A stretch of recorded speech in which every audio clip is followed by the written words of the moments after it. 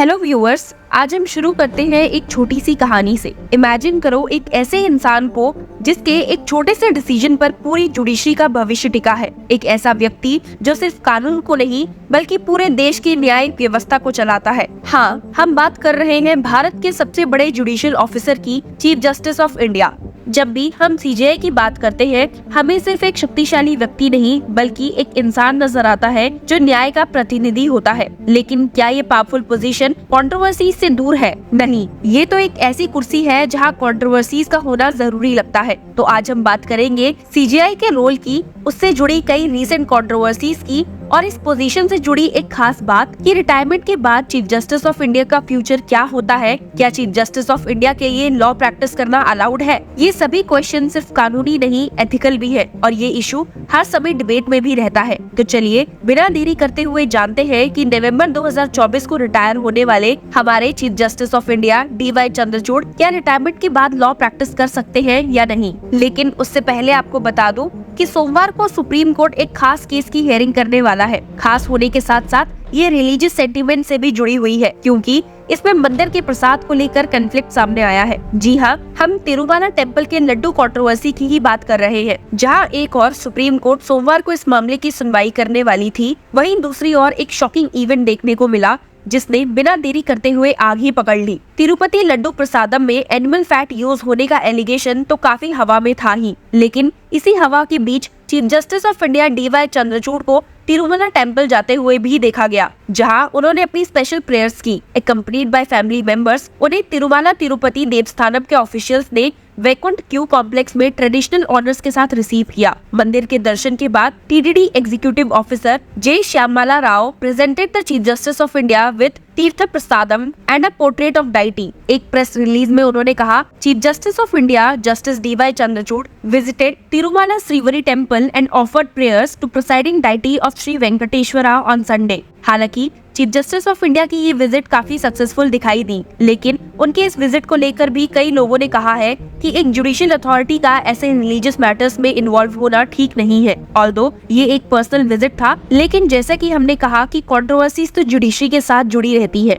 आप तो जानते ही हैं कि चीफ जस्टिस ऑफ इंडिया के पास भारत के सुप्रीम कोर्ट का लीडरशिप होता है। वो सिर्फ सुप्रीम कोर्ट के बेंच को हेड ही नहीं करते, बल्कि उनके हाथ में जुडिशरी की पूरी सत्ता होती है। आर्टिकल 124(1) के तहत चीफ जस्टिस ऑफ इंडिया को प्रेसिडेंट ऑफ इंडिया अपॉइंट करता है और ये पोजीशन जुडिशरी के हाईएस्ट रैंक की होती है। जब भी कोई इम्पोर्टेंट केस होता है, चाहे वो कॉन्स्टिट्यूशनल क्राइसिस हो या सिविल राइट्स का मुद्दा, चीफ जस्टिस ऑफ इंडिया वो व्यक्ति होता है जिसके पास फाइनल अथॉरिटी होती है। इसीलिए सीजेआई का रोल सिर्फ एक कोर्ट का हेड होने तक सीमित नहीं है, बल्कि ये नेशनल इम्पोर्टेंस का भी ऑफिस है। अब सवाल ये उठता है कि जब एक chief justice of India retired हो जाता है, तो क्या वो दोबारा एडवोकेट के रूप में कानून की प्रैक्टिस कर सकता है? तो आपकी जानकारी के लिए बता दूं कि इसका जवाब है नहीं। आर्टिकल 124(7) के मुताबिक एक रिटायर्ड सुप्रीम कोर्ट जज including the chief justice of India कोई भी कानूनी प्रैक्टिस नहीं कर सकता। ये कानून इसलिए बना है ताकि जुडिशरी की इम्पार्शियलिटी और सेंसिटिव बनी रहे। एक retired chief justice of India अगर एडवोकेट बन जाए तो उनका पहला जजमेंट या इन्फ्लुएंस फ्यूचर केसेस पर बुरा असर डाल सकता है। जब एक जज किसी केस का फैसला लेता है तो उनके पास कॉन्फिडेंशियल इंफॉर्मेशन होती है।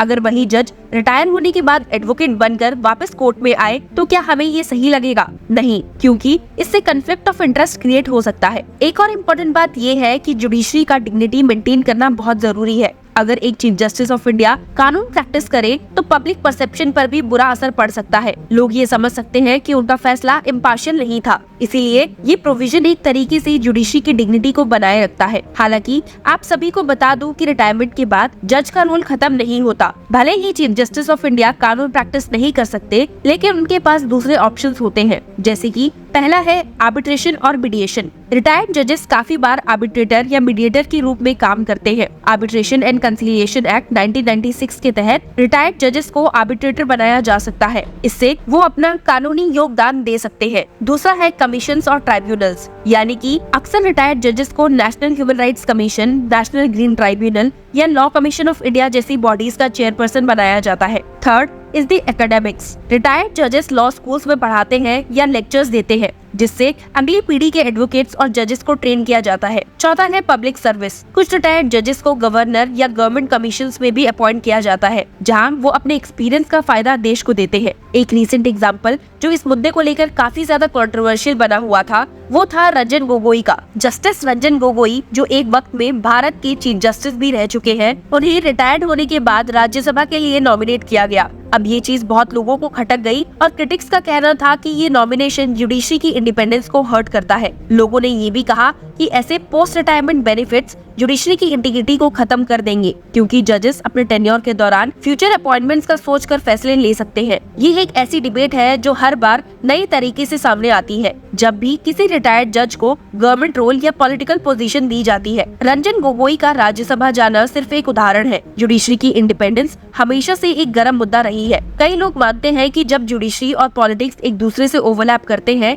तो डेमोक्रेसी के 3 पिलर्स यानी कि एग्जीक्यूटिव, लेजिस्लेचर और जुडिशरी का बैलेंस खराब हो सकता है। जुडिशरी का इम्पार्शियल होना इसलिए जरूरी है क्योंकि वो देश के सिटीजन्स के फंडामेंटल राइट्स के रक्षक है। कोलेजियम सिस्टम भी एक कंट्रोवर्शियल टॉपिक है जो चीफ जस्टिस ऑफ इंडिया के रोल के आसपास घूमता है। कोलेजियम सिस्टम के तहत जजेस का सिलेक्शन और अपॉइंटमेंट होता है, जिसमें चीफ जस्टिस ऑफ इंडिया का बहुत बड़ा रोल होता है। लेकिन कई बार कोलेजियम सिस्टम को ओपेक और आर्बिट्रेरी कहा गया है। राज्यसभा एमपी उपेंद्र कुशवाहा ने रिसेंट में कोलेजियम सिस्टम पर सवाल उठाए, जिसमें सीजीआई का रोल भी एक सेंटर पॉइंट था। कुशवाहा ने कहा कि जुडिशियल अपॉइंटमेंट्स एक छोटे ग्रुप के हाथ में नहीं होना चाहिए। इस बात को लेकर कई बार लोगों ने कहा है कि चीफ जस्टिस ऑफ इंडिया की ये पावर उनको जुडिशियल किंग मेकर बनाती है, जो जुडिशरी की इंडिपेंडेंस को चैलेंज करता है। अब इतना सब होने के बाद सवाल ये भी उठता है कि क्या फिर जजेस के अगेंस्ट इंक्वायरी हो सकती है? क्या उनके रॉन्ग डूइंग्स पर कोई रिलीफ नहीं है? इसी का एक एग्जांपल देते हुए आपको बता दूं कि chief justice of India DY Chandrachud ने 30 सितंबर को एक लिटिगेंट की काफी निंदा की,